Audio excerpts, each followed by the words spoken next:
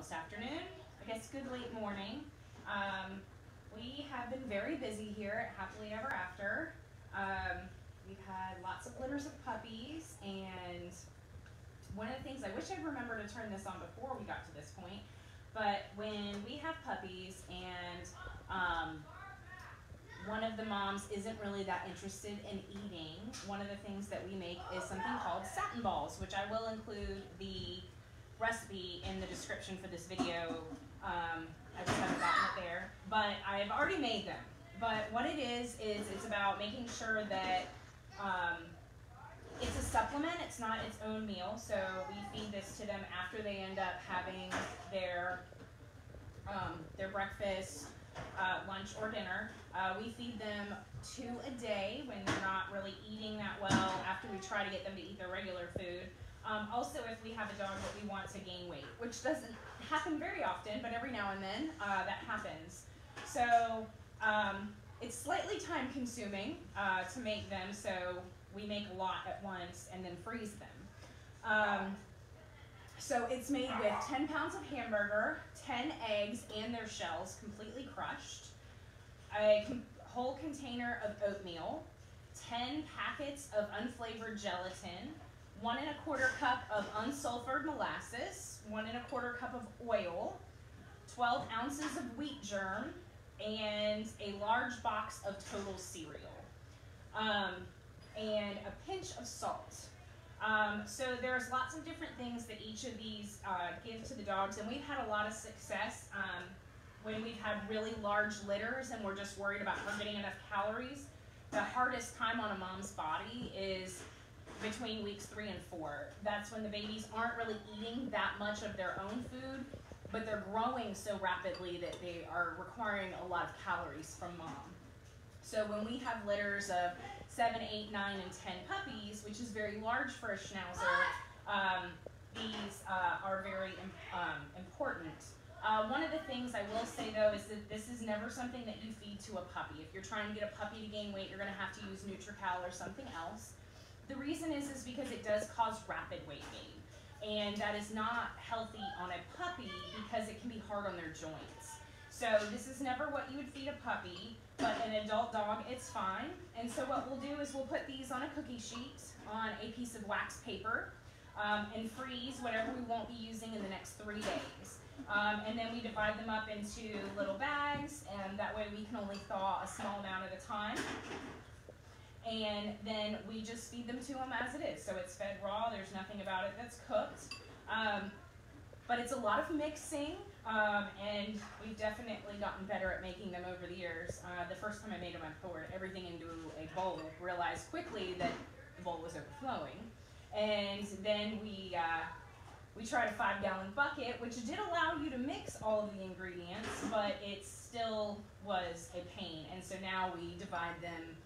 We mix all the wet ingredients thoroughly and dry ingredients thoroughly, and mix them together in sections, and then put it all together at the end. And you get a much thoroughly mixed batch that your arms are not dying from, almost like making a giant thing of meatloaf. So anyway, as I said, I will include the recipe for Satin Balls. These have been around since the late 70s, early 80s.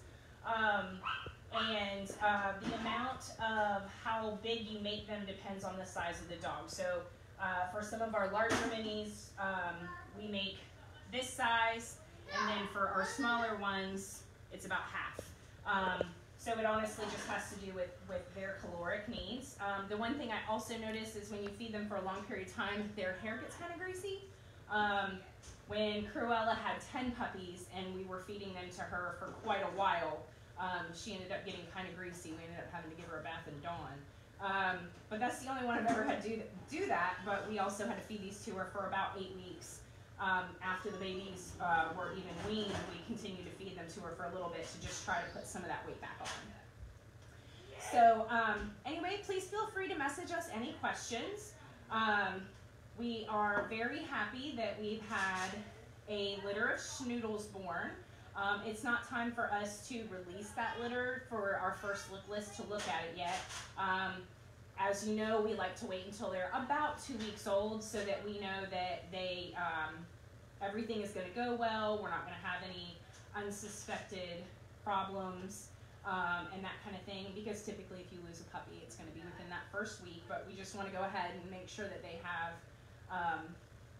once their eyes are open, I feel confident having watched them that long. So it won't be long, and we'll be doing that. We're excited that next month we have Dahlia and Tucker.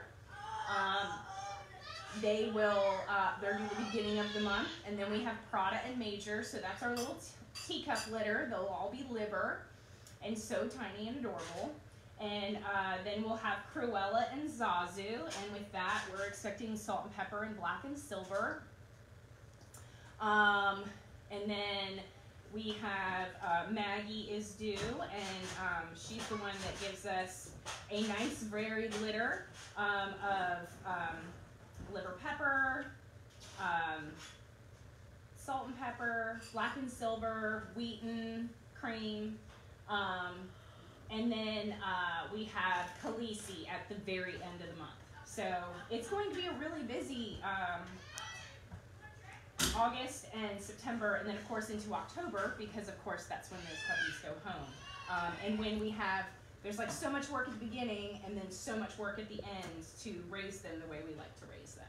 So we are very excited about that, and we are also excited that Prim, our non-fading black with double blue eyes, is being mated right now with Bomber, who is a non-fading black. So I'm really excited about that litter. That'll be the very end of September, or I guess beginning of August. It just kind of depends on when they actually tie, because they haven't tied yet. She's just in heat. So, so anyway, we have some really exciting stuff coming up. I'm going to be getting our blog finished up for this week and posted today. And I hope that everybody's having a good summer. So let us know if you have any questions. As always, if you would, please like our page so that you can be notified when we go live. And also, that way you can follow along with our journey in breeding miniature schnauzers, teddy bears, and schnoodles.